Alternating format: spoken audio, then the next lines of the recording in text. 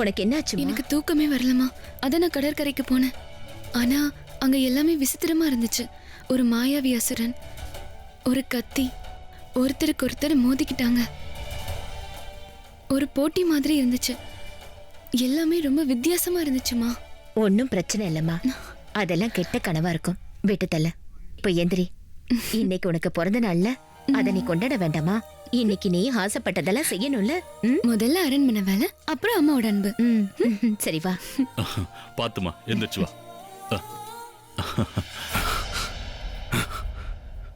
அம்மாவோட வேலை.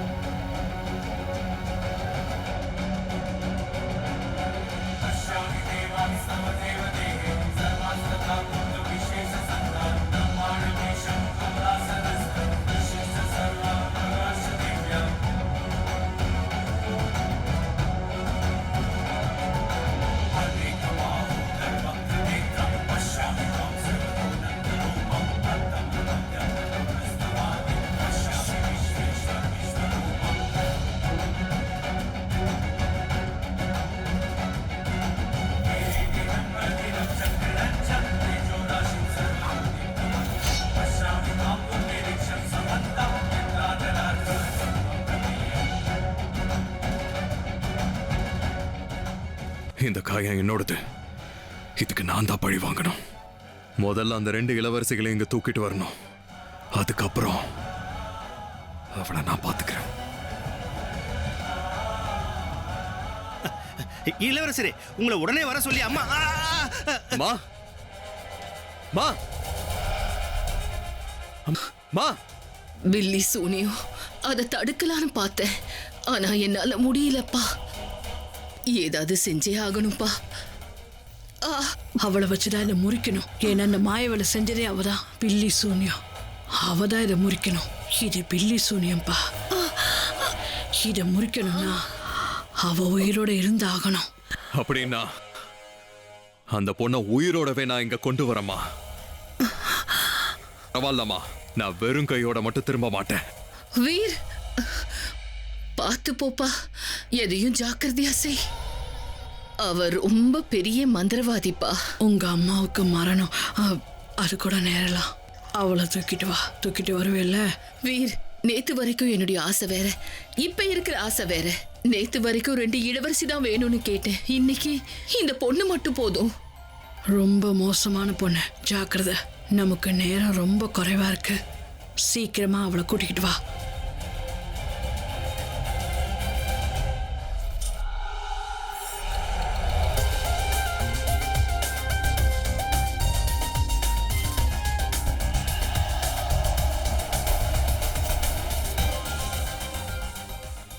வீர் எப்படியும் ரத்ன பிரபா பொண்ண என்ன செஞ்சாவது என்கிட்ட கூட்டிட்டு வந்துருவான்.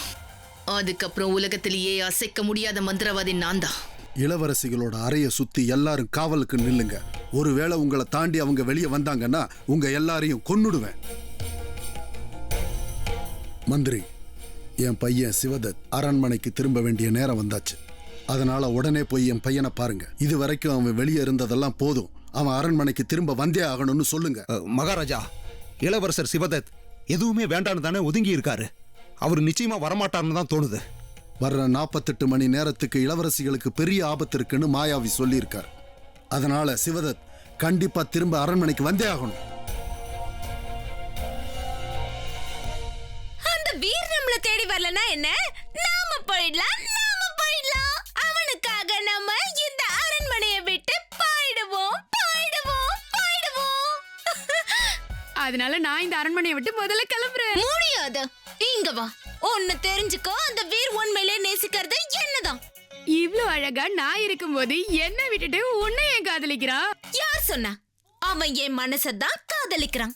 அழகு இல்ல, அதனால நான் முதல்ல குதிக்க போறேன். முடியாது. நான் தான் குதிப்பேன். அந்த சந்திரகாந்தா என்ன நினைச்சாலும் அது நடக்காது.